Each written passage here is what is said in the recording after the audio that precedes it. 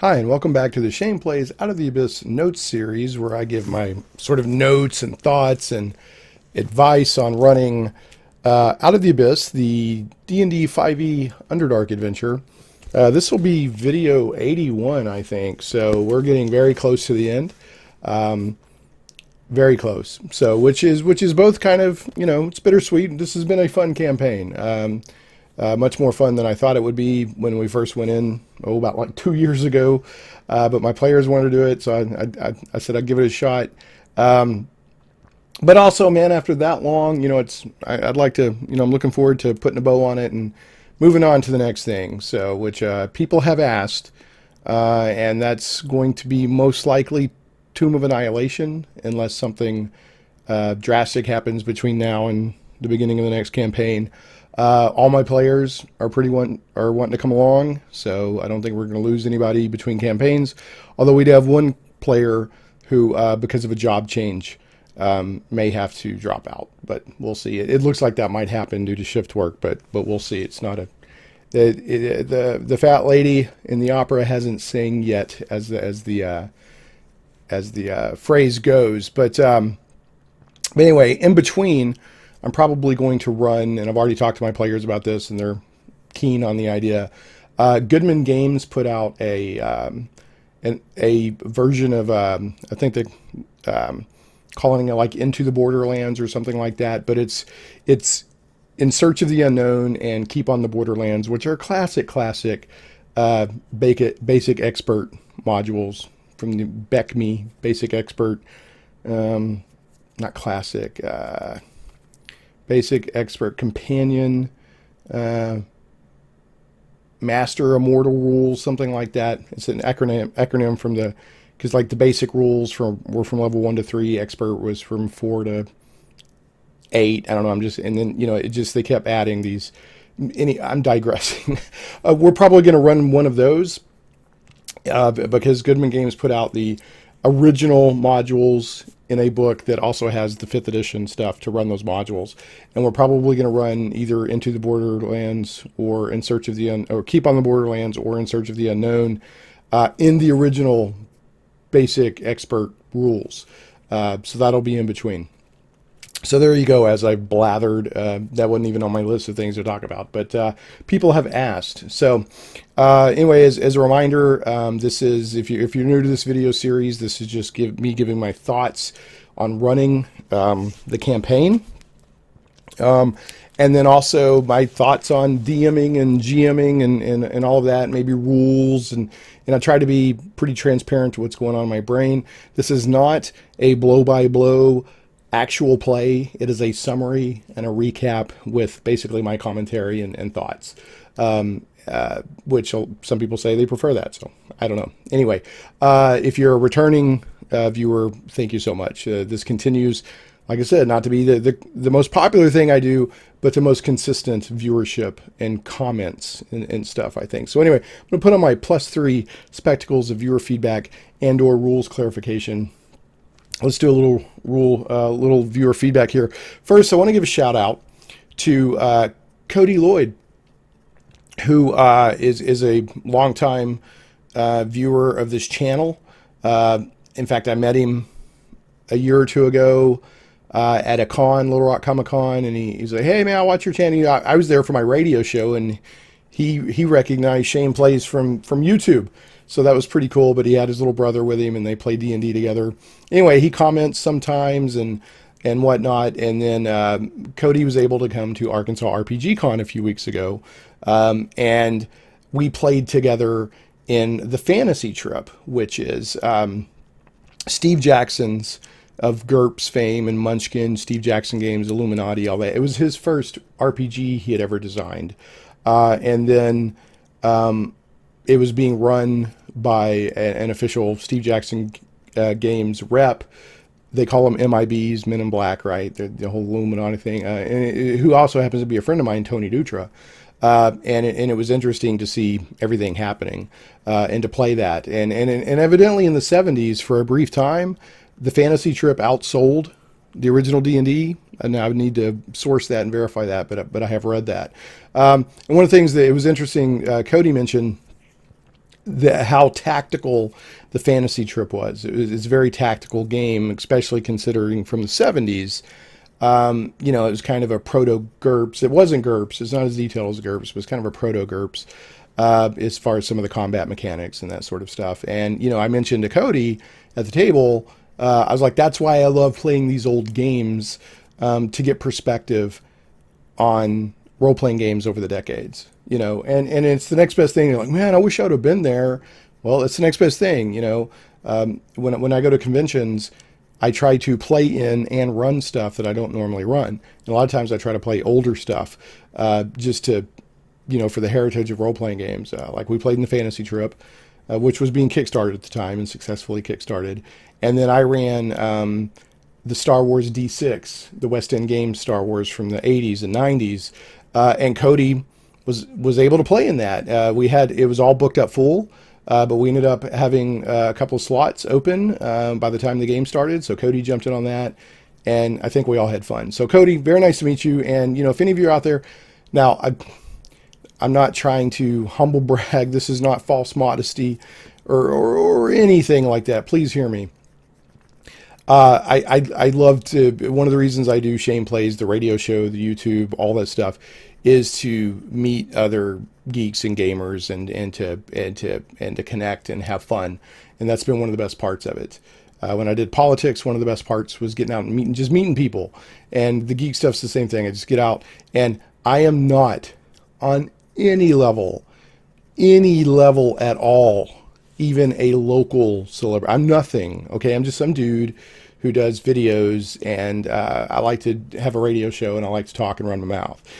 Somebody at the table, I think they were kind of half serious, half joking. They wanted me to play in their game, a Star Wars game. They were getting up and going, hoping that, you know, and they were kind of like, maybe your celebrity will get people. I am not in any shape, form. And, you know, I know the person who said that didn't mean it negative or anything. Like, they honestly, hey, you know, I am not a celebrity by any stretch of the imagination. None, you know, none. Having said that, if you see me at a convention, please say hi. I want to meet you, especially if if you comment a lot. But whether you comment or I'd love to meet you. And it's good for me to know people like, hey, I see your show or whatever. I love that feedback, because that lets me know that the work I'm doing is getting out there. So anyway, totally digressing. Cody, it was great to meet you. Maybe next time I'll get to see your brother too. And Cody, poor guy, I walked up and he was like looking at me, and I was looking at him, and he was like, you don't remember me, do you?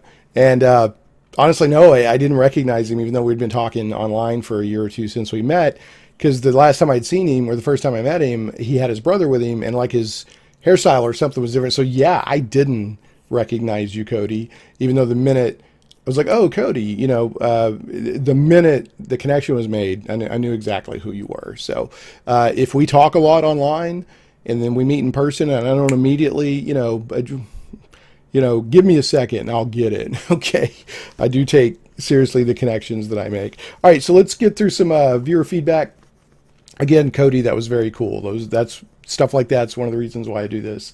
So that was as enjoyable and fun for me as it was for you, I hope. So, all right. So for video 80, James Swanson said, thanks for the video, Shane. Great as always. Hey, James, thanks. This is why I'm up before work, after about 4 or 5 hours sleep, recording this portion of the video, at least, to finish the rest later, because you guys want the videos. He says, crossing genres is definitely a lot of fun. I still need to check out Fargo, ... Keep up the good work. And we were talking about, maybe the last video or the video before, one of them was talking about, hey, could I take, like all the elements from DS9 and make a D&D campaign out of it? And I was like, absolutely. You know, you can take genres, and the elements, a well-written story with well-written plot, characters and all that, and dynamics, because a lot of times can be lifted out of one genre and into another, especially between like space opera and fantasy. But it doesn't have to be. I mean, they were talking about that. One of the things we talked about is the new season of Fargo looks like it's going to be using elements from Jack Kirby's The New Gods. So there you go. Anyway, James, thanks again. All right, Mason Garland says, thanks again for posting these. My group is firmly in homebrew territory after leaving Gracklestug, but your summaries are super helpful for keeping the plot grounded. Great, man. Mason, perfect. So glad. Thanks for the feedback. And yeah, there's nothing wrong with the home brewing. I mean, you know, if you're longtime watchers of this series will know that I don't tend to home brew a lot, mainly because of the time. I don't have time to really home brew and to do it justice without just phoning it in. But I will home brew on occasion. And in fact, we had a 2 or 3 episode subplot in the middle of this campaign where it was all homebrew going back to Gracklestug and all that, and that was a lot of fun. It was probably one of the high points of this campaign. Emmanuel Acosta said, "Thanks for the video, Shane." Emmanuel, you're welcome. Thanks for watching. To address Hunger of Hadar, while the spell does not specify being able to see where you place it, the point only has to be within range, 150 feet. I agree with the notion that no matter where the spell's effect is to create a 20-foot radius spear. Right. They could indeed make Duoblex or the square under him, if you play on a battle grid, the point from which you start the 20-foot radius. But the result is the same. A 20-foot radius sphere of blackness and bitter cold appears centered on a point within range and lasting for the duration. Nothing more, nothing less. So where this is coming from is a couple of videos back during the fetid wedding, when they're fighting a hurt but still powerful Duoblex. One of my players was wanting to cast Hunger of Hadar inside Duoblex if possible. And I kind of thought about it, and I ruled against that. Later, I due to the shifting, gelatinous, oozy nature of Duoblex, if I would have had time to think about it, I probably would have given her percent chance for, you know, the shifting. Okay, you can see inside for a moment and cast in there. Because even though it doesn't say you have to see your target, I mean, you can't.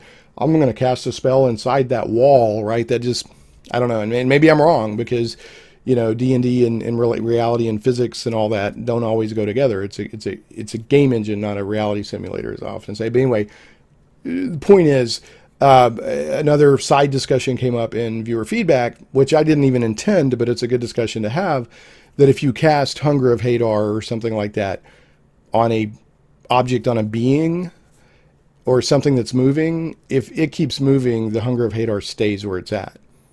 So, yes, Emmanuel, 100% agreed. And then just to confirm with Emmanuel, we do use a battle grid, the 5-foot squares, or the 1-inch square battle grid map that each square represents 5 foot squared, right? Yeah. 99.999% of the time. I think I've only once or twice not. Just depends on the situation, but almost always I use one because, you know, and if you use theater of the mind, more power to you, either as a DM or a player or whatever, the more power to you. More power to you. I personally like to use a grid map when possible because so much of the D&D combat rules and even non-combat rules, you know, go into a grid or 5 feet squared and all this stuff. So that's why I do. But man, you can totally have a blast and play real D&D, whatever that means these days, without a map. Do it all theater of the mind. Okay, Gray Ciroli said, another great video. Thank you, Gray. I'm always impressed with how much content you cover in short sessions. Looking forward to immediate conclusion. Do you have any thoughts on what to run after this mammoth of a campaign? Well, I addressed that at the beginning of the video. Gray, sorry to steal your thunder and the viewer feedback. And for speaking of thunder, for a time I had considered running Storm King's Thunder. That looks like a lot of fun. But then Tome of Annihilation came out, and jungles and zombies and dinosaurs and Acererak, however you say that, demi-liches. I mean, it just looks too insane. I mean, there's literally a T-Rex that vomits out zombies at people, and there's no way I'm not running that. It's got dinosaur races and all kinds of crazy crap. But if I wanted a more traditional adventure, I'd probably run, or not a more traditional, yeah, I guess more traditional. I mean, it's got giants and all this. I'd run Storm King's Thunder. It looks like a very fun campaign. It just got upstaged very quickly by Tomb of Annihilation, I think. Now they do have these Waterdeep, was it Dungeon Heist and Undermountain that are coming out. Two adventures that are coming out. In fact, one is coming out like this week, I think, for preferred stores, and in a couple of weeks for everybody. And that's the Waterdeep Dungeon Heist. And that's more of an urban adventure, kind of a heist movie adventure. That looks like a lot of fun. And then Undermountain looks like a blast. So it's possible may do both of those, because I think one's for like level 1 through 5, and then the heist one is for lower levels, like level 1 through 5, and then Waterdeep Undermountain, I guess, is for like 5 through 20 or something like that. So I may do both of those after we finish Tomb of Annihilation, but we'll just have to see. Okay. Let's see what else is going on here. Okay, well, that's it for viewer feedback, unless I missed something. I hope I didn't. Double checking. Yep, I think that's all for viewer feedback. So I'm going to end the video here. Or not end the video. I'm going to stop the video here, and then I'll resume after work tonight, and we'll do some rules clarifications, and then we will jump into what happened in the most recent campaign, or most recent 3 sessions. Oh, and to address what let's see here, what Gracie Rowley said. I'm always impressed with how much content you cover in such short sessions. That's why I try to just do a summary and a recap.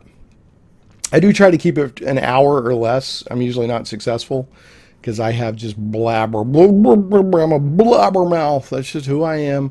Even though I try not to be. Sometimes I edit stuff out. You guys don't even know I pulled out because I'm a blabbermouth. But the point is, I try to cover a lot. And what I've done, because doing a weekly video got hard for me for various reasons. But what I've started trying to do is recap 2 or 3 videos at a time. Or 2 or 3 sessions at a time. So that way, unfortunately, you don't get the weekly video, which I know some people would like to have. But when you do get that video, you get a lot more in one video. So like we'll cover 3 sessions in today's video. So, and we'll cover a lot of the City of Spiders chapter. Okay, so moving right along, I wanted to share, this is kind of cool. Well, I guess cool. I don't know. Cool for me. Maybe not for my players, depending on how it works out. So, I don't know, 2 or 3 weeks ago, I had to go to the DMV, Department of Motor Vehicles, Department of Finance and Administration, whatever your state calls it. I think in Arkansas it's actually the DFA. But anyway, it's the same thing. You have typical long waits, bureaucracy, whatever. And I got to be honest, the people that waited on me, once I got up in line, were very good, very friendly. In fact, there was a lady that, said, hey, you should do this, and it saved me money. But the point is, there's the typical lines and waiting. And then I even went after lunch, after the lunch hour was over, on like a Wednesday or a Thursday, not at the end of the month or anything like that, to try to reduce it as much as possible. But yet, there we go. So, and yeah, I'm not product placing for Rockstar. I'm just tired. Anyway, I love you guys. That's all I got to say. Okay, so, and while I was there, I was just thinking about how soul-sucking bureaucracy is and all that. And so later that day, I tweeted out, and I put a poll on Facebook, and I tweeted out a poll, and it said, should I take out the soul-sucking frustration of my visit to the DMV on my players as DM in our next D&D session? And then I hashtagged it, of course, D&D RPG. And it was just kind of having fun. And then, and the options were losing levels for show, leniency, magnanimous one, have the session at the DMV, or roll. And on a 1 through 10, it would be no, and an 11 through 20, it would be yes. So for the people who like the knuckle biting drama of a dice roll, I've got everybody covered. And then, hold on, I lost my image here. I'll put this up on the video, I'm sure. But and then I also put it up on Facebook, and shared it around a few places. So Facebook got a lot more responses because I shared it around all over the place. And it said the same thing, but the Facebook poll would only let me do two options. So it's should I take out the soul-sucking frustration of my visit to the DMV on my players as DM in our next session? And 53% said losing levels for show.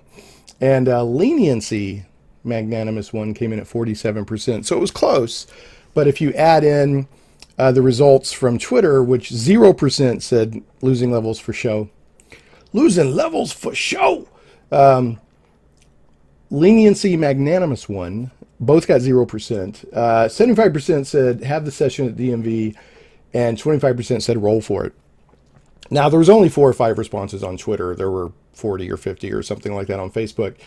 And I know that one of my own players voted in the Twitter poll, and I think they voted for have the session at the DMV because I think they just love the chaotic, crazy nature of that suggestion. So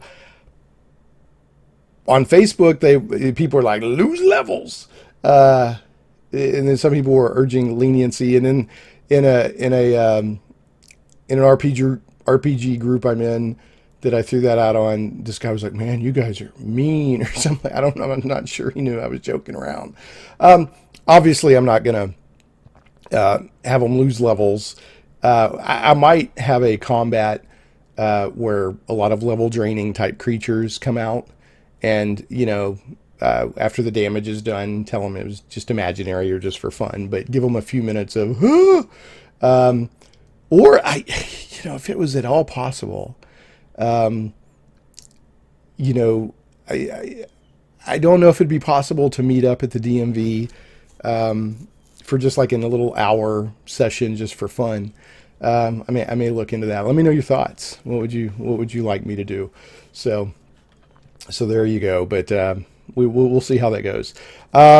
Next thing is you may remember that a couple of sessions back, one of my players has kept the same character, but has changed the name and is in disguise. Same character in a disguise, different name.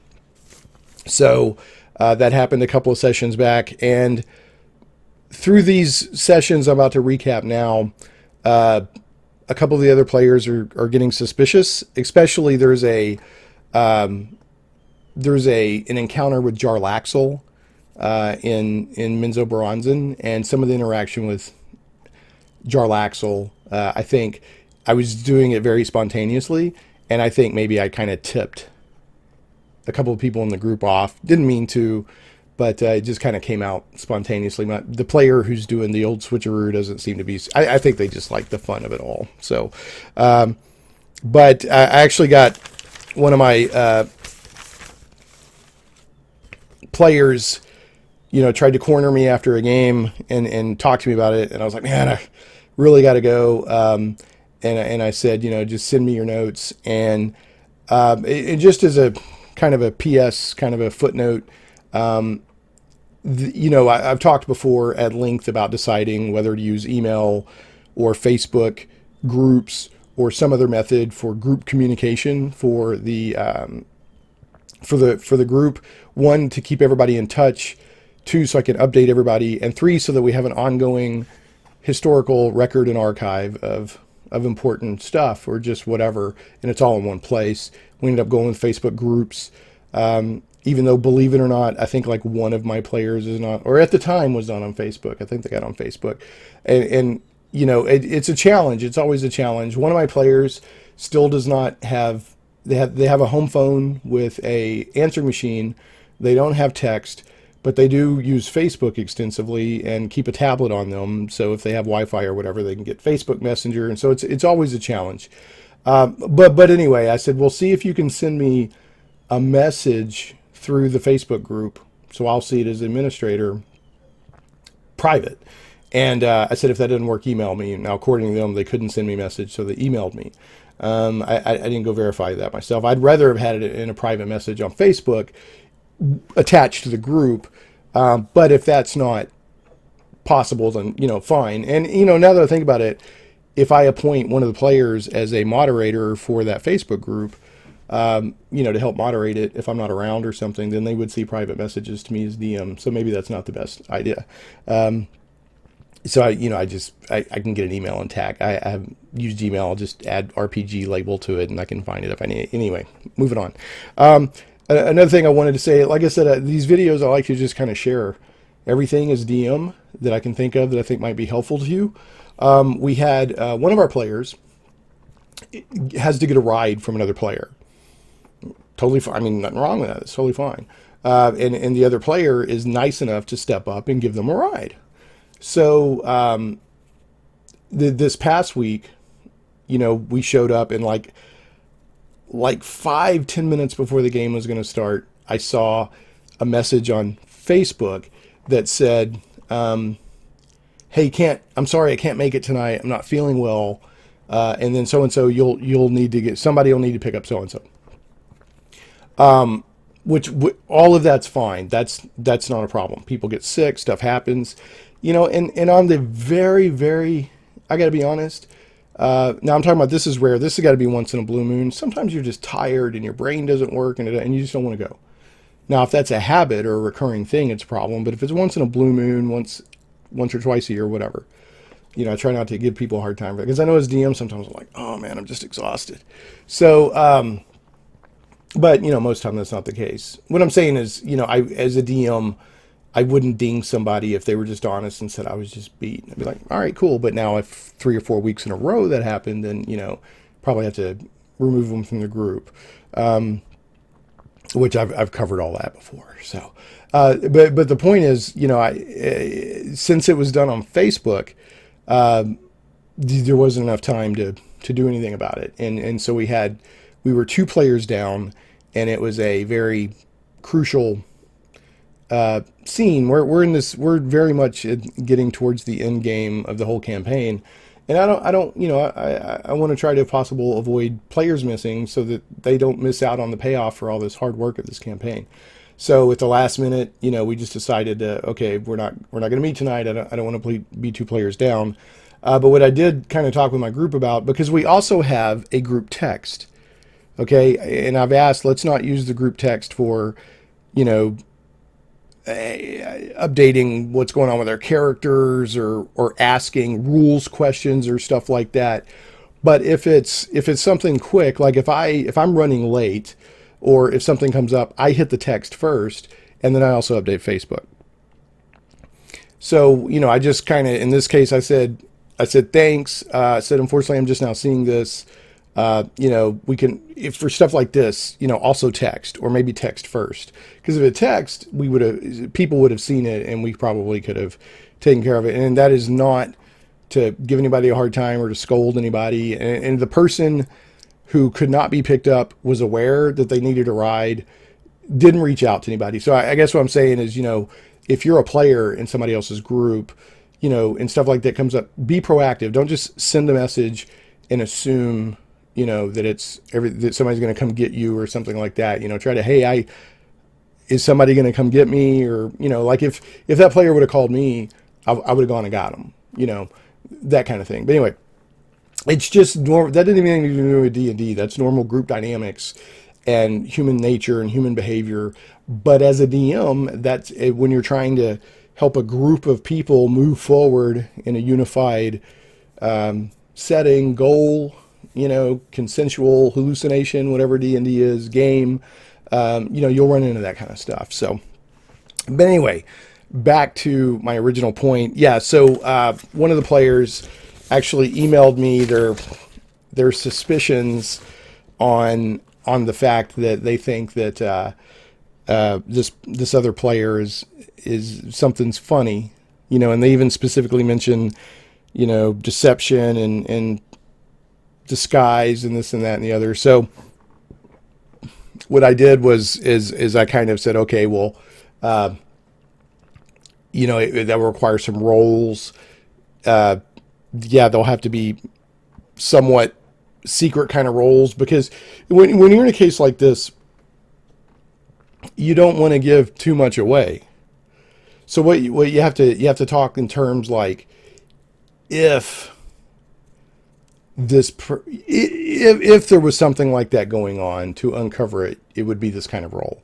So you don't say, okay, I need a role, and if it that, then you figure it out. You don't say that, because then you definitely confirm something funny's going on. You just say, okay, well, that's fair. I hear you. Interesting. And they sent very good creative thoughts. And I said, that'd probably be a series of roles. And the reason is they wanted to, check multiple things. And because they wanted to check multiple things, I had to write back and say, okay, I need to know exactly what you're trying to do. Because as DM, you're running this, somebody will say, well, I want to, okay, what role do I need? And there's actually sometimes many components in there, like perception, wisdom, intelligence, whatever. There's a lot of different things going on. Plus, it's opposed, because if they're trying to find out if somebody's being deceptive, especially another player character, then that player character, or if it's an important NPC, should get a deception roll versus the perception. And so there's a lot of things going on here. But the point is, everything they described to me they wanted to do, and they gave great reasons. They said that they're studying the character to determine if he is who he says he is, or someone else. And then they also say, in their reasoning, they list all this other stuff they want to find out. So I emailed back and said, okay, let me know exactly what you're trying to accomplish, precisely, and then I'll come up with the roles. And then they haven't gotten back with me. So and we also they also stated it'll be at a long rest and stuff like that. But let's see. I said my response was, you gave great info on why your character is suspicious. However, I need more details on what you're looking for. You were saying basically anything funny or unusual, but your character already suspects that. So they're saying, do I see anything funny or unusual? And I mean, that's already kind of been established with this character. They think something funny and unusual is going on. In addition, on one hand, you want to know if this character's motives are against the team's, against the group's motives. On the other, you want to know if he is who he says he is. At this point, game-wise, that would be at least 2 different roles, or perhaps a series of roles. Once I get more info, I'll follow up when appropriate. So there's nothing wrong with the DM and saying, okay, I just want to make sure exactly that I understand what you're saying. And then I emailed it back, hadn't heard anything, and I think I even sent a follow-up and haven't heard anything. So that comes into another DM thing, and this is more about managing than it is being a DM. I've replied, and then I've sent a follow-up, and I haven't heard anything back. So do I, as DM, prod them again? Or do I leave it up to them to follow up on it? Because usually what will happen, just human nature being what it is, 2 or 3 weeks down the road, they'll be like, hey, what happened with my thing? And you'll be like, well, I emailed you, and then I followed up by email and never heard back. And then they'll be annoyed. So, but also, do you make the point that I need to hear back from you? Because as DM, again, you are not mom, you're not dad, you're not secretary, right? So, okay. So there's that. So we've talked about the DMV poll. We've talked about the suspicion and how to handle that. And again, I'm going to handle that all off camera, as privately as possible, and in a way that doesn't reveal anything more that needs to happen than possible. I'll either get the relevant statistics from the character that's being studied and roll for them, or I may just say, hey, give me a couple of D20 rolls and not tell them why. But then that's weird, because, or I could just say, hey, you've never really given me a roll on your deception for your disguise. I need you to do that. I could make them roll every day, because it's like they're having to redo the disguise every day, right? Anyway, we'll see. I don't want to turn into a rule slog. Just want to have fun with it. So, okay, speaking of rules, we do have some rules clarifications to go through here. One of them is we did have a couple of characters leveled, and they were kind of in the middle of a,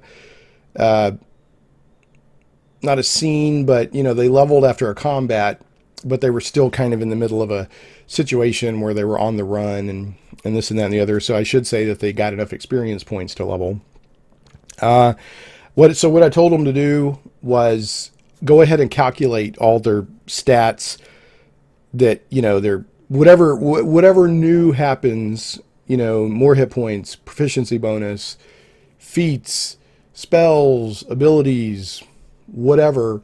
Go ahead and calculate all that up, but it doesn't come into effect until a long rest. And then so they'll have to maintain 2 sets of stats till then. So that's how we handle that, because I don't, some people can be really, especially back in the good old days. You could level up and then it'd be like, well, you got to go find a trainer or you got to go back to town, and I've just never done it that way. But some campaigns do. Sure, why not? But in this one, I try to level up people as soon as possible. I sort of hand wave how you get your new spells and all that, unless there's some whacked out situation where you shouldn't. So anyway, that was one of the rules things. Another thing that came up is the area of effect. This comes up every now and then, so I just want to do a quick refresher on this. The area of effect on spells, whether it's a cone or a sphere or a circle, or is there a circle, a radius, a line, whatever it is, a cube. Sometimes we use a battle map, as I said earlier in the video, and sometimes there'll be a lot of discussion or a lot of poring over the map to figure that out. So I just want to kind of help refresh everybody that area of effects can be found on page 1 or 204 in the player's handbook. Okay, and the main area of effect for spells that have one is a line, a cone, a cube, a sphere, and a cylinder. And you'll notice that this little chalkboard drawing in here, it has a little thing there that says point of origin, and it's like a little asterisk. And each of these little drawings has the point of origin somewhere on that. And the point of origin on an area of effect for a spell is really important. So that you've got to get that right, especially if there's a situation where a target could possibly be on the edge of being in the spell or not, spell effect. So you've really got to figure that out. So a cone extends in a direction you choose from its point of origin. A cone's point of origin is not included in the cone's area of effect unless you decide otherwise. So that's one of the ones that comes up a lot.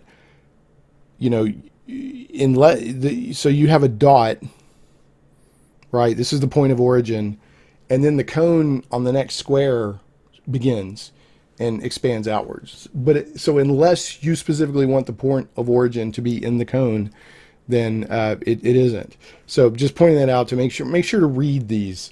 A cube, you select a cube's point of origin, which lies anywhere on a face of the cubic effect. Most people, including myself, are probably, okay, which it comes out from a corner. No, it's anywhere on the face of the cube's effect. The cube's size is expressed as the length of each size. A cube's point of origin is not included in the cube's area of effect unless you decide otherwise, etc., etc. You can go look them up yourself if you want, but main thing is just, you might want to refresh yourself on those, especially if you use a battle map. If you don't use a battle map, just theater man, yeah, it's in it. No, it's not. Another thing I wanted to point out is Xanathar's Guide to Everything, which is a great resource. In fact, I've still got all my notes and everything written up. I'm going to review this sometime. Xanathar's on page 86 and 87. And it extends a little bit into page 88, has really good information on area of effects on a battle map and shows you how to track it and to figure it out, including making templates that you just drop on a battle map or using dice, using 6-sided dice. to figure it out. So just wanted to point those notes and rules and resources out. And as remember, as DM, you're the final arbiter. The the other day we were playing and something was going on, and I was trying to get a clarification from a player, and another player sitting next to me kept interjecting and interrogating them. And I finally went, okay, one DM at a time, and sometimes that's what it can feel like. So, but as DM, you're the final arbiter of the rules. You're the adjudicator. So let's see what else is going on here rules wise. Yeah, we had something come up where, and this was the exact moment where I said, okay, one DM at a time, because our Dwarven melee character, his player, at one time had stated very clearly, because they were sneaking into the Tower of Sorcerer in Menzo Bronzen, had stated very clearly, I'm leaving my armor on, because there was a lot of discussion. Who's got their armor on? Who's got it off? Who's wearing the robes? Who's doing this? I'm leaving my armor on. Okay. And then later, a few minutes later, when it would be advantageous to be stealthy, they suddenly announced that they didn't have their armor on. And so at that point, as I'm clarifying, I'm like, okay, how do you have it on or do you not? And that's when the other player was like, oh, it takes 10 minutes and blah, blah, blah, blah, blah, to take it off or put it on and all. And that's why I was like, okay, one DM at a time, which was kind of funny, actually. I didn't mean to be mean, but I thought it was kind of a funny line, and it made the point. And that player's always, they're just trying to be helpful. They're really not. Anyway.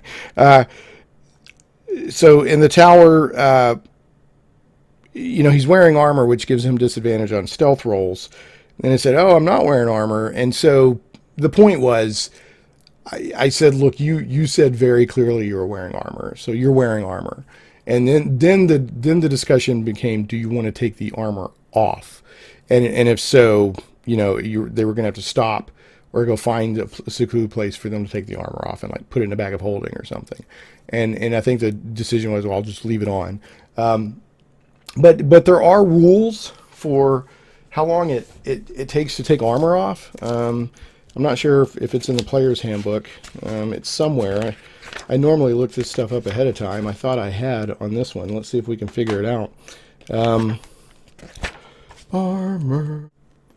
All right. Yeah. So on page 146 of the player's handbook, there is a section on equipment and this and that and the other. But armor, at the top of page 146, it says getting into and out of armor. The time it takes to don or doff. So put it on or put it off. It depends on the armor's category. And it goes from light armor to medium armor to heavy armor to a shield. For example, light armor takes a minute to put on and a minute to take off. Heavy armor takes 10 minutes to put on and 5 minutes to take off. So, so in that case, even then the player that was, like talking about how long it takes was incorrect. It does take 10 minutes to put it on, but it only takes 5 minutes to take it off. Take it off, dwarf. Take it off. Okay, well, simmer down. And yes, female dwarves have beards. Okay, and then a shield takes one action to you get ready to use, and another one to remove it. So there you go. That's page 146 of the old player's handbook. So that was another big fun rules thing. Another one. I need help on this one. I've researched it a little bit online and in the monster manual and everything else, and I don't quite know how to go with this one. So, what is like a stone golem, right? There's a scene where they fight a stone golem in Gromp's inner sanctum, or the outer sanctum to the inner sanctum in the Tower of Sorcerer. And let me look at the stone golem. Let me look up the stats real quick on a stone golem. La la la, stone golem, by golly, it's a golem. All right, let's see, D&D 5e. This is probably going to kick me right to Roll20. What do you bet? Yup, Roll20.net, Stone Golem, D&D 5th edition on Roll20 Compendium. Cool. And, you know, it's nice. I guess they're just using the SRD. Yeah, the source is the 5th edition SRD, which anybody can post that information. There's anything that's in the SRD you can use and put on your own website or whatever.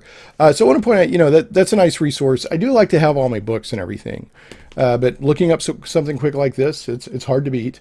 You know, Roll20. I get asked a lot, hey, I've got a friend that wants to play or and for whatever reason they're having trouble finding a group. Now, I don't use Roll20 myself because I have a local group, but I know a lot of people that use Roll20 or Fantasy Grounds as virtual tabletops to play role-playing games online, and a lot of them have a good time doing it. So, you know, you might check it out. But using these electronic resources, they can be pretty handy. For the first time last week when the session got canceled, one of my players was like, well, let's do a combat, just to do a combat. So they had their 9th level monk, and I had a character that I had created for a charity event a few weeks back, a level 15 halfling paladin named Sir Geoffrey Goodberries.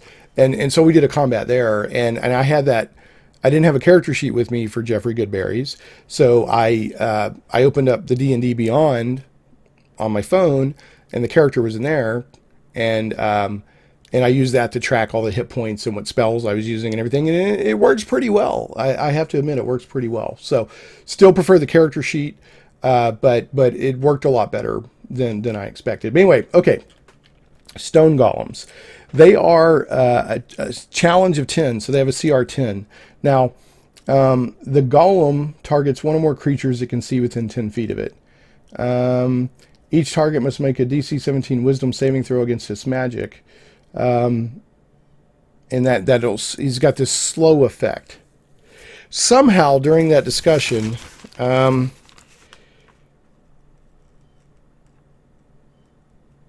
there was something that came up, and I'm like, if that's not stated, like if you have a monster and it has some kind of effect, and you need to determine what the CR or the difficulty rating is to defend against one of its attacks, magical abilities, and for some reason it's not stated, or say you're homebrewing a creature or something like that. How do you determine, if you just need to do it quick in a pinch, how do you determine the spell save DC against a monster or whatever's ability or attack? So let's say that you know that, just for example, in this case, the stone golem is a challenge rating 10, and let's say it has inherent spell casting, or it has this slow attack where it can gaze at you and slow you down.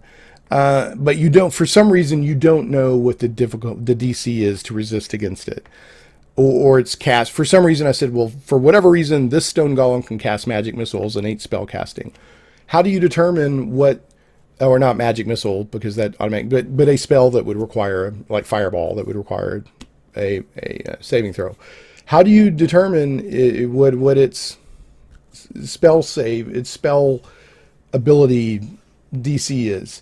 So would I just make it, 10 plus its CR, or is it? Do you take the lowest level of the spell and then add that to the CR of the monster? Or, how does that work? So like I said, I've kind of looked at the monster manual and looked around, and I'm still kind of fuzzy on how that works. I know there was something I did with this stone golem, and I took notes, but for some reason I didn't write down specifically where I came up, where I was like, is it 10 plus CR? And I don't remember what that exact thing was, because it says in the in the description. And maybe I'm looking online. Maybe the monster manual didn't have that DC 17 Wisdom saving throw against the slow. Maybe that's what happened. But anyway, I was trying to figure it out on the fly and I couldn't. And then I looked a little bit later and I still couldn't quite calculate it. So if you know how that works, I would love to have your thoughts, and so we could cover that in a future viewer feedback. So I think that's everything on rules. So I am going to take off my glasses of viewer feedback and or rules clarification, and we'll see what we can see that happened in the most recent sessions. So in the City of Spiders, again, I recommend kind of looking through all the different districts and familiarizing yourself. I'm not going to go through every possible district. My party is making a fairly straightforward path to, once they came up and, because if you go through the secret tunnel, you come up in the West Rift, which is between the old House de Werden area and the West Wall district. But they've made a pretty straight beeline for the Tower of Sorcerer. So, they haven't gone all over Menzoberranzan, but your party might be doing different.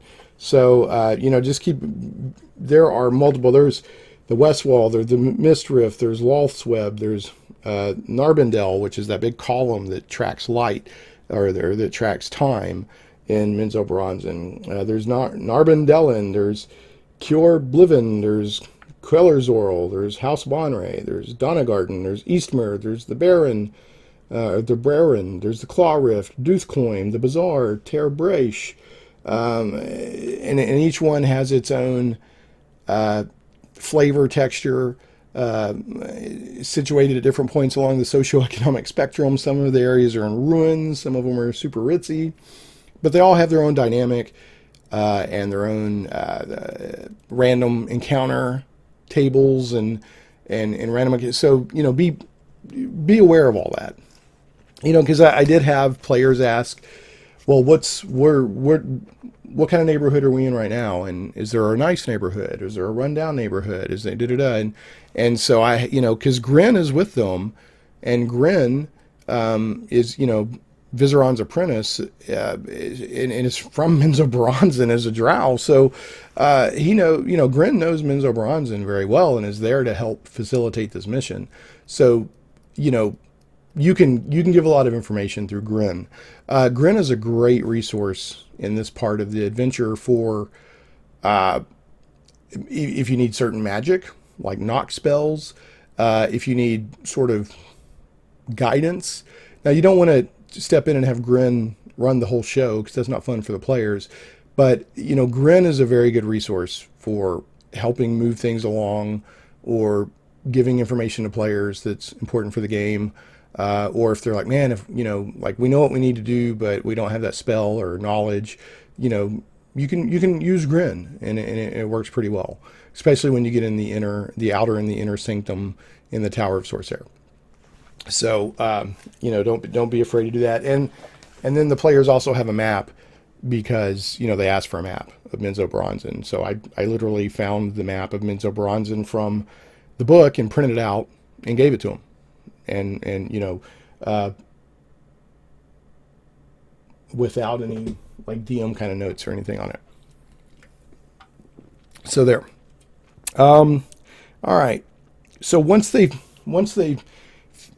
survive the spider battle in the West Rift and the webs and all that from last time, they're up at the top, and they, they're like, what are we gonna do? They all finally climb to the top of that little chasm or chasm, and they roll out the map, and they're like, what are we going to do? So they all talk, try to come up with a plan. And one of the things they do is they wrap up Elif, the warlock, moon elf, even more, because she's the elf that caused so much problems with touching the drow and Mantle Dareth with the gem that had the demon, and it caused that whole major kerfluffle that almost led to war in the Underdark. And major diplomatic crises, but King Bruenor was able to turn it to his advantage. But anyway, they're worried that she might be recognized, so they bundle her up even more, wrap up her face, and they kind of start, after some deliberation, they decided to start making a beeline for the Tower of Sorcerer, which that makes sense because the players don't know what the DM knows, and the DM knows there's a lot of potential obstacles, but also a lot of potential allies for helping them. But they don't know that, so they're like, well, let's go to the tower, let's get this over with. So what I had happen was, and the book, it gives guidance on stealth rolls as they're cruising along, and they're going through the West Riff, kind of hugging near up the top wall in the west wall area, heading for Tyrbrecha, however you say that, Tyrbrecha, which is where the Tower of Sorcerer and the other schools are. And the schools are, I think there's a school of magic and a school of clerical stuff, priest temple type of stuff. And there's stealth rolls, and if you fail a stealth roll, then you can do a random encounter. And what I had decided to do was, if they succeeded in a stealth roll, then they encountered a statue of Lolth. And that statue of Lolth, if you read the random encounter details, certain things can happen if they mess with it. They wisely didn't. And then, I said if a stealth roll failed, they would run into a drow patrol. That's just how I prepared things. And I just kept asking for stealth rolls until they encountered a patrol, because I wanted them to eventually encounter a patrol. But at the same time, I wanted to build up that suspense of, them being involved in what's happening. And so it gave a chance to run into that statue.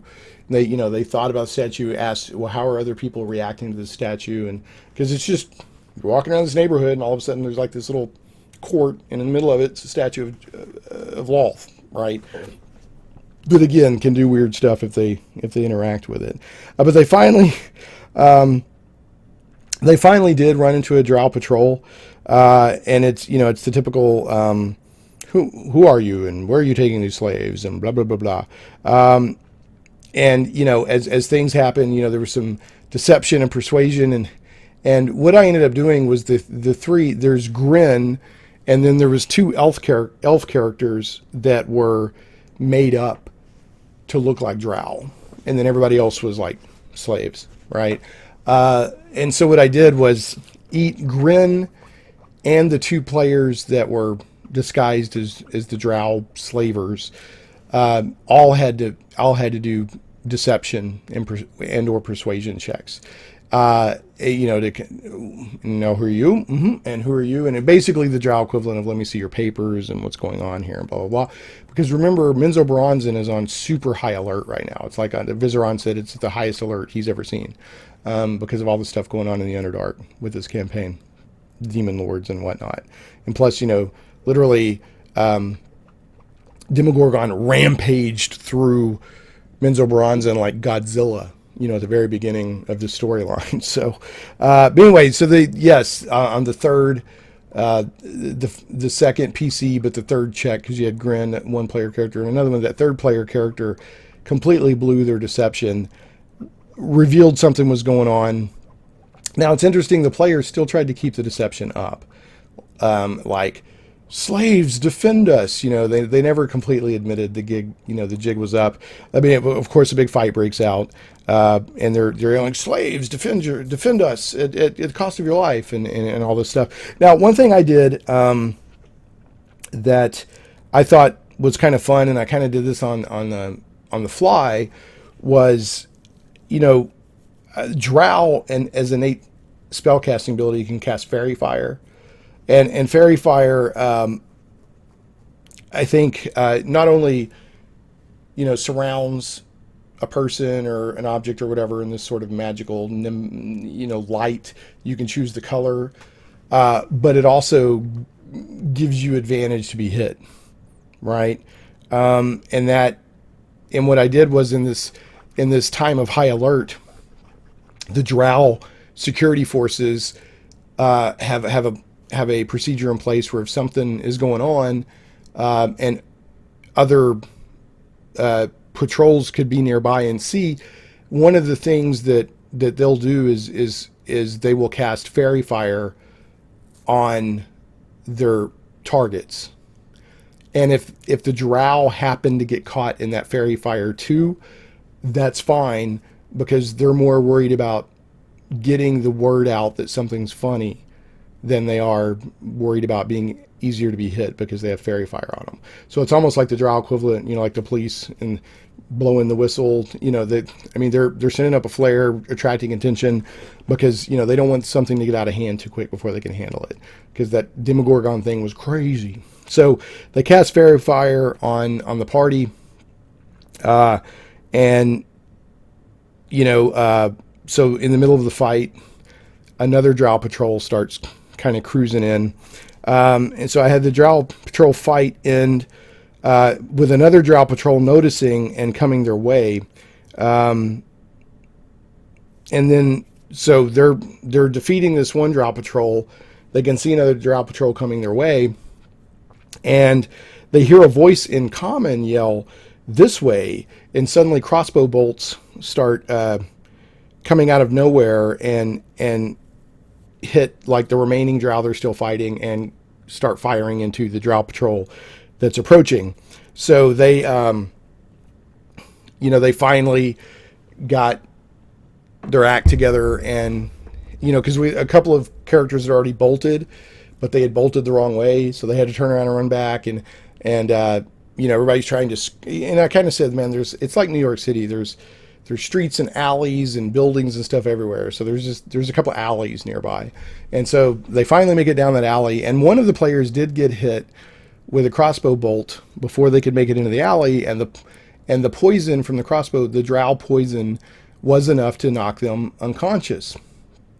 And so what you need to know from that mainly is if anybody gets knocked unconscious from the Drow poison on their crossbows, it doesn't take much. It just any damage they take, or if you shake them up or whatever, they'll wake up. So in fact, this character ended up being woken up by another Drow going, "What happened to them?" And the character's like, "Well, they got hit with a crossbow," and they're like, "Ah," and slapped them, and the character woke up. So what happened was, they kind of get in the alley, and a couple of cloaked figures, of course, the trope of tropes, cloaked figures in an alley are like, "Come with us if you want to live," except it was female voices, and they take off, and so the party's chasing after them, and they're running through all these alleys and everything, and they finally end up kind of coming to this nondescript building, whatever, house, something, just some sort of empty, nondescript location, and they go in, and at that point, they lower their hoods, and it's Zora and Hannah Hallen from the Worm Writhings, the purple worm egg hunters, and this party had done Hannah right, and helped her, and to pay off that debt, Zora and Hannah interceded and helped them and got them out of that situation. So and they talk, and Zora is kind of like, "Okay, my debt to you is discharged. You need to get out. I can't do anything else for you." Zora, or Hannah, the younger Drow girl, is more friendlier. She spent more time with them. They helped save her life, gave her food and comfort, when they didn't have to. And she's asking after the character that was kind to her. Well, that character died. I think it was Anna. Anna, the one that got the one that Zugtmoy turned into a sport, Demogorgon sends his regards, all that stuff that we've gone over many times.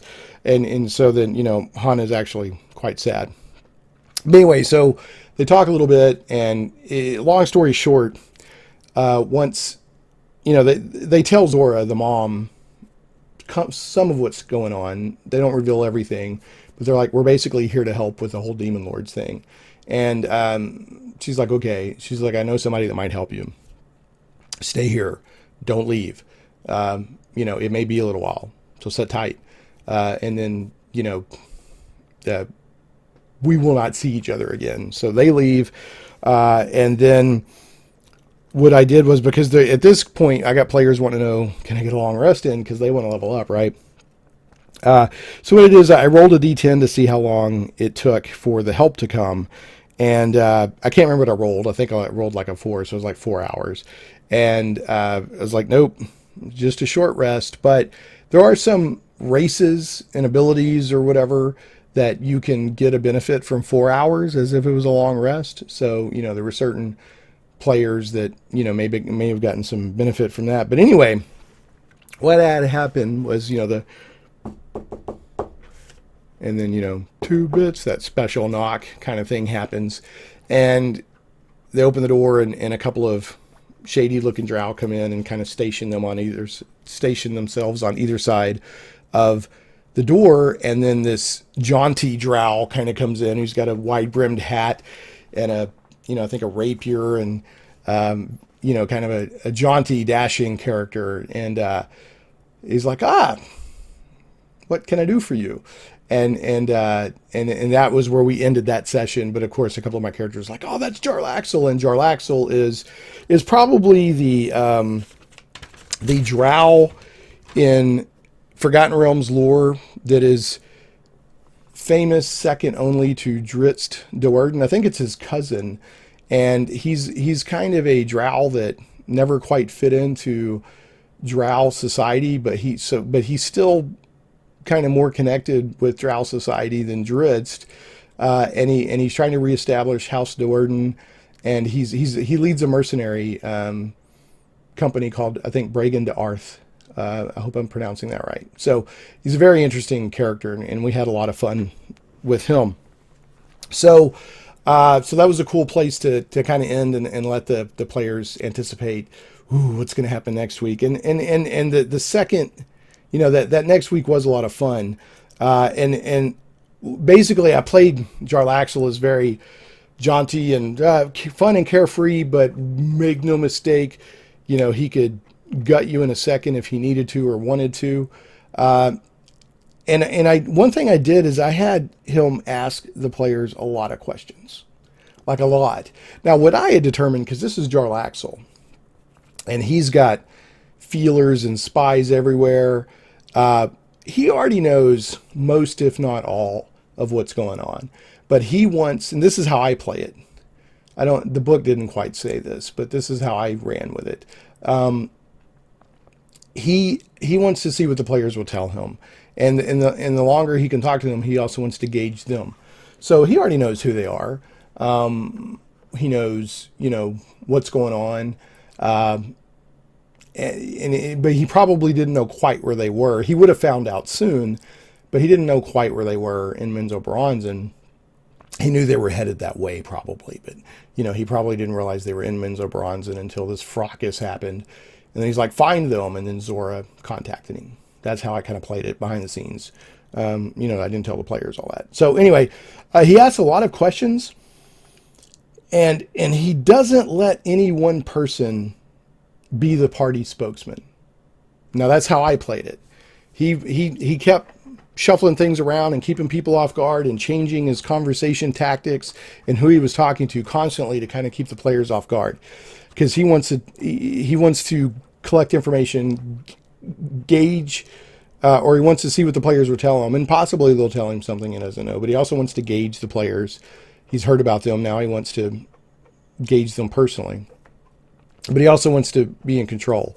So my player that plays the bard is normally the party spokesman, not only because in the game they're the bard and they're high intelligence, high charisma, but they're in real life, I think they're my oldest player, both in terms of age and how long they've been playing D&D.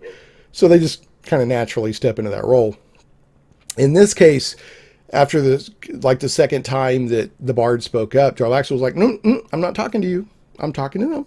So, and the bard was kind of like, whoa, So Jarlaxle is basically you know he takes control. He's setting the pace. He sort of cross examines what people say, and it's a mix of Jim Carrey, Perry Mason, maybe not Jim Carrey, but kind of a fun, friendly, charismatic, but also very smart and calculating, and with a hint of menace. But there's no outright menace being displayed. And he finally, what this whole thing finally comes down to, is that he needs a final piece of information, and when that isn't forthcoming, he forces an answer as to where the ritual is meant to happen by threatening Grin. Like he's talking to the players and, oh, okay, a ritual. Oh, okay, yeah, the Demon Lords. Oh, yeah, okay. And by the book, by the campaign book, Jarlaxle, is more than happy to help the players get rid of the Demon Lords, because the Demon Lords are bad for business. But if there's a threat to Menzo Baranzan, he's not down with that. He's not going to just help them under any circumstance. So, and I had a moment during this session. I was like, you've got to be kidding me. Where we have said over and over and over in this game at the table what the plan is. Collect the ingredients, make the talisman, conduct the ritual that brings all the Demon Lords together wherever the ritual's done. They fight, kill each other. Whichever Demon Lords are left over are hopefully weak enough for the players and whoever else to fight and take out. That's been the plan since they first met Viseron. I don't know how many times it's been discussed. And and I didn't even mean it like this. I was just trying to have a role-playing moment. But as Jarlaxle was talking to different characters, I mean, a couple of my players could not articulate that. And I was like, what? I mean, I was like, what? I couldn't believe it. One of them said, they said something like, it'll just wipe them all out. And Jarlaxle was like, just wipe them out. And yeah, just wipe them out. And so it was obvious that at least two of my players didn't know what the end game plan was. And that, I'm like, one of the things I expect as DM is, if you're in the game, that you're paying a certain amount of attention, because your engagement in the story and your knowledge of what's happening can impact other people's enjoyment. So, that, I didn't say anything. I let Jarlaxle's reactions to that be obvious. To what? And then, one of the other players, he asked, gave the full details of the plan. And then those other two players were like, well, I don't remember that. And like, I'm just like, what? I'm just moving on. If you're a player, you pay attention, especially, I mean, that's like knowing that they're trying to blow up the Death Star. I mean, how are we going to blow up the Death Star? Well, you got to do a proton down the little hole thing. I mean, that's that important of a plot point. So you're like an X-Wing pilot, and you're like, I know we're supposed to blow up this Death Star, but how are we're just going to fly around until it blows itself up? I mean, anyway, okay, moving on. So they really brought it to, Jarlaxle over time kept putting more and more pressure on Grin. And he revealed that, Jarlaxle knows pretty much everything. He knows the party's history, and the makeup of the party. Now, he's not super familiar with the character who is now in disguise. He also knows, now the party kept asking about, is it Kalas Draga? That was way back when they first started going on the expedition. One of the factions asked them to find an elf that was in disguise in somewhere in the Underdark. And they've been looking for her. And I gave them a code phrase that's not in the book, but, they would throw it out every now and then, called the red rose of Silvery Moon or something like that. And they have not forgotten that little subplot. And so what I decided, because they brought it up so much, is that Jarlaxle knows who that person is, and in fact, they're undercover in his organization.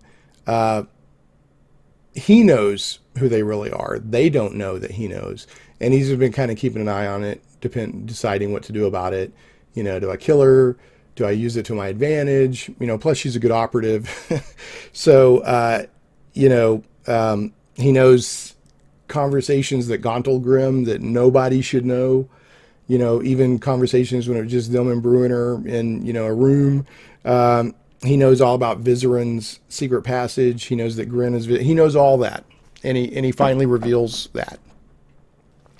And the thing that happened when he's talking to the player that is in disguise as another character, the rogue, he was like, how's it going today? Right? Which it's that was kind of a spur of the moment thing. And I shouldn't have done that. One, because I don't think Jarlaxle would have known everything at that point about that character. But two, that, that's a pretty big tip off. And it wasn't long after that. That was the same night where, a couple of players So which wasn't fair to the other player. But like I said, it wasn't planned. Sometimes you just screw up, and I'll just do my best to make it interesting role playing. But anyway, more and more pressure is put on Grin to tell, okay, where does this ritual have to be cast, or is there anything you're not telling us? And Grin's obviously uncomfortable, and it. The book, says at some point Grin will reveal to the players, okay, I just got to tell you, this ritual doesn't have to be cast in Menzoberranzan. Just Vizeran wants to wipe the city out. So, but I thought this would be more interesting to have Jarlaxle bring it to the surface in a kind of a dramatic moment. Now, Grin finally, one of the players, also starts pressuring Grin to, because they're like Lyra's getting to the point where Jarlaxle is sending a couple of his thugs up to Grin with knives. Like he's not messing around. Like, I need to know what's going on here. And finally, one of the players, kind of pressures, come on, Grin, come clean. What's going on? And I gave him an insight. He did an insight roll, which was successful, and then I gave him a persuasion roll to persuade Grin to come out with it. Now, again, there were times in this adventure for the players to build rapport with Grin, which they never did. They just didn't do it. Okay, they don't have to. But during that really long secret passage trip from the Tower of Vengeance to Menzoberranzan, it was just a long trip with no threats, no danger, just downtime, traveling and downtime. That was it. And I had even said something like, do you guys talk to Grin or anything like that? And they were like, no. I'm like, okay, but I was kind of, giving them a chance to get to know him better. And if they had built rapport with him, it probably would have come out before now. But this worked out well for good role playing. So finally it all comes out. And Jarlaxle was like, okay, all right, so here's the deal. He's like, I'm happy to help you with the Demon Lords, but I'm not going to help you with hurting Menzoberranzan. He said, normally I would just kill you on the spot, but, because since you're trying to do good and you've already done good for the Underdark with getting rid of the Demon Lords, and you could be useful in the future, I will escort you out of the city. If you plan to, get this book and continue with the plan to do it in Menzoberranzan.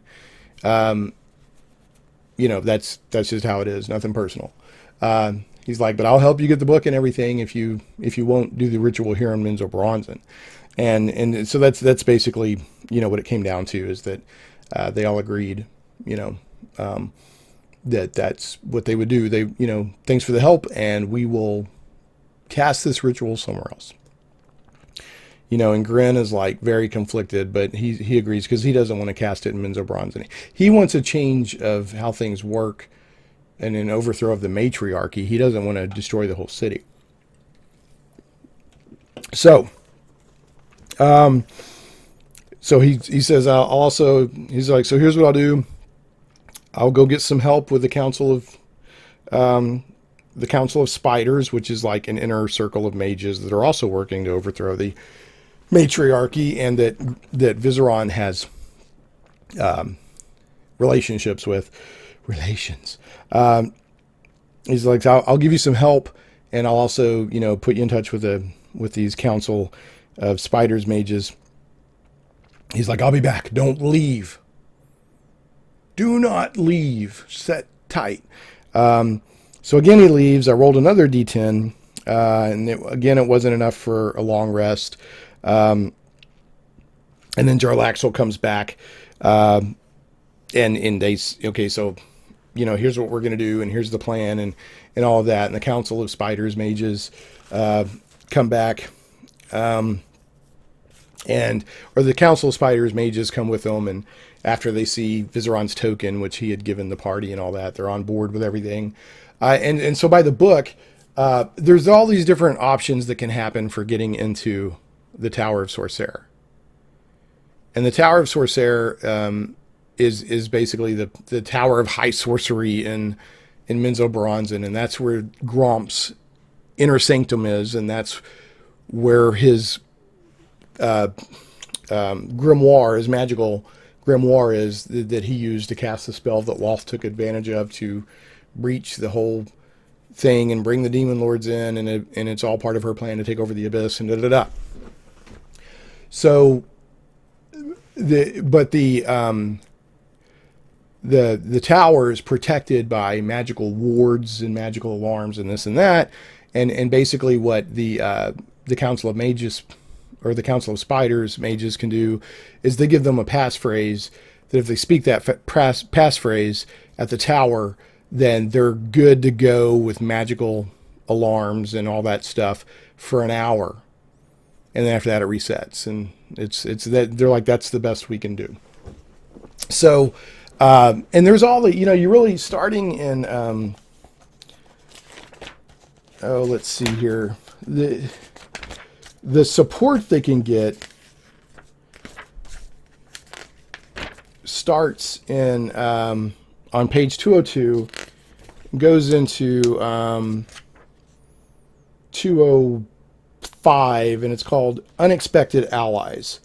And the unexpected allies can be House Bonray.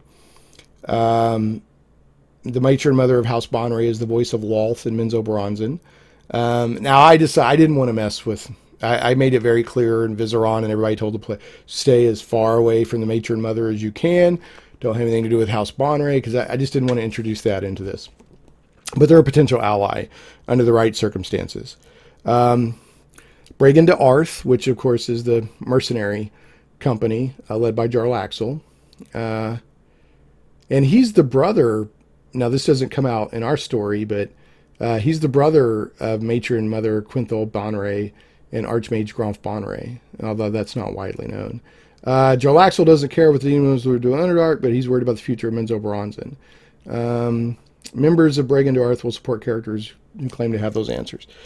If they, how the demon lords arrived and how to send them back, etc. Council of Spiders, those are mages. They're like an inner circle of mages within the Mage Society in Menzoberranzan. So they can have private meetings with some of these forces and get help. Now, if you decide to use matron mother Quinthol Bonray, she can give she can give a lot of help, including I'm not, hold on a second. I was looking at, they had her stats in here if the players are dumb enough to attack her, and I was misreading that as like she'll send a Drow Priestess of Lolth to help the parties. But if you do, one thing I want to, or help the party, one thing I want to mention, if you do get Jarlaxle support, then each character gets 1500 XP.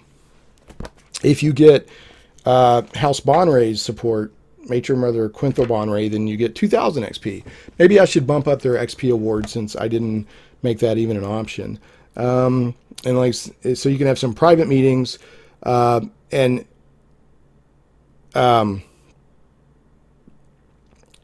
so Jarlaxle can arrange for the Council of Spiders to help help the party, and then now it brings a scroll of greater invisibility, which I did not give the players, but they also give characters a password that temporarily bypasses the tower's defenses. Characters who speak the password while inside the tower won't have to deal with the tower's guards and wards effects for a period of 1 hour. And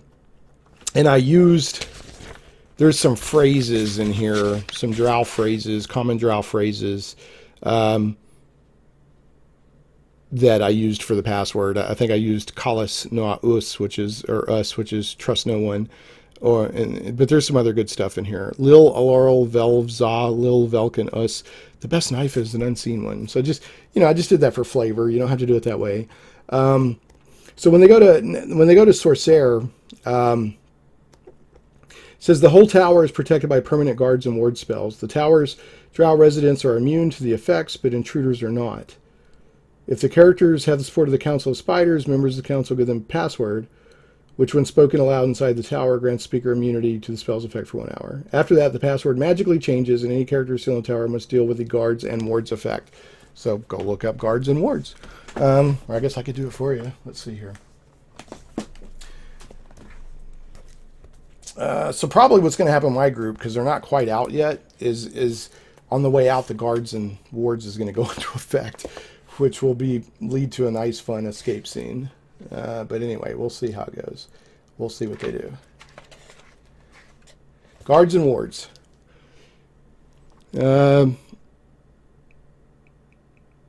Here's the basic effects. Corridors. Fog fills all the warded corridors, making them heavily obscured.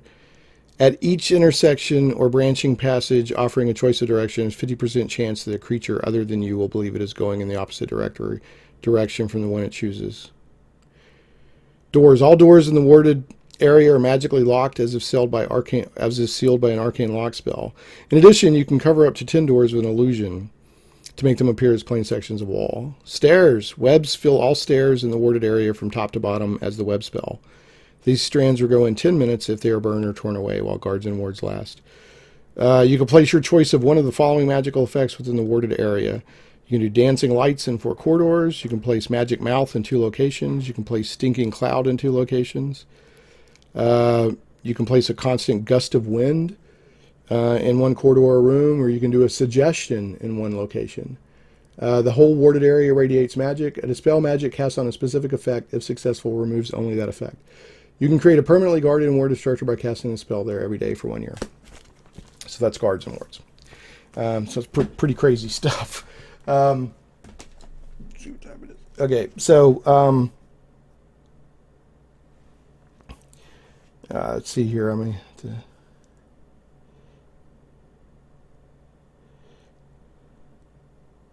So they basically what they end up doing is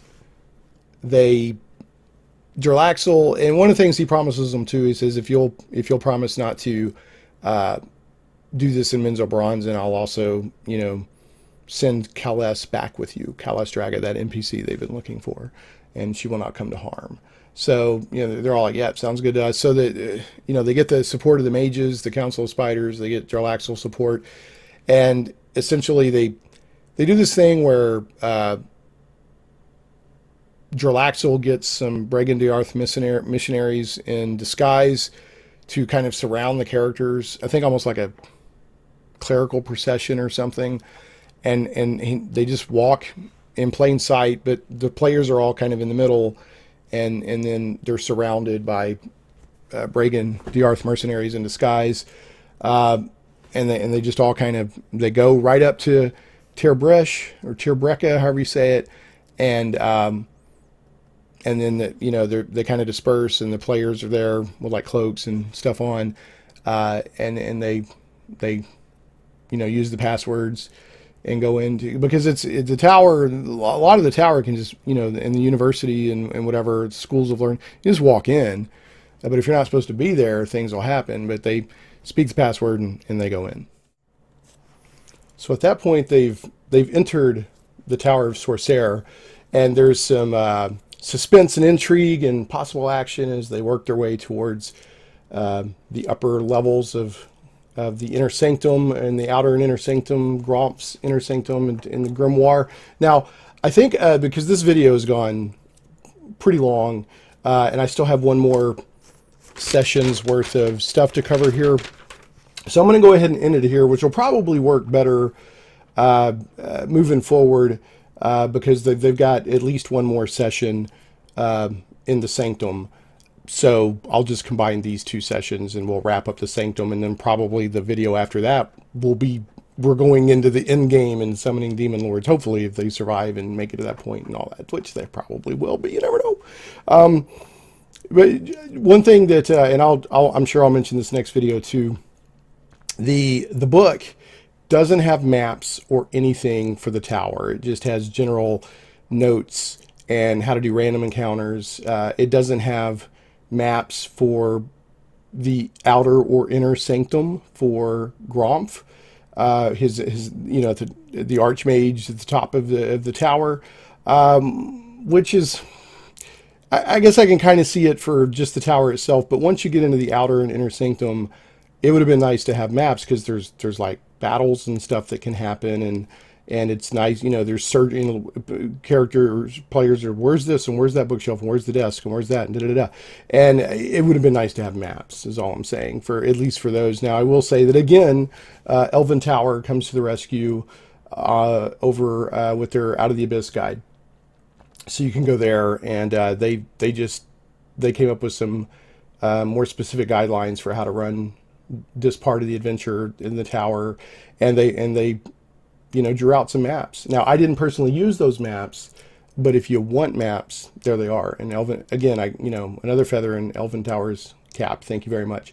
So next video, we will be in the tower, behind the scenes, as it were, behind enemy lines, sneaking around with lots of suspense and drama and danger and intrigue, and in a couple of cases, some outright stupid stuff, which it wouldn't be D&D without outright stupid stuff. That's still a lot of fun. So thanks for watching. We will catch you next time on Shane Plays, and have a great D&D day.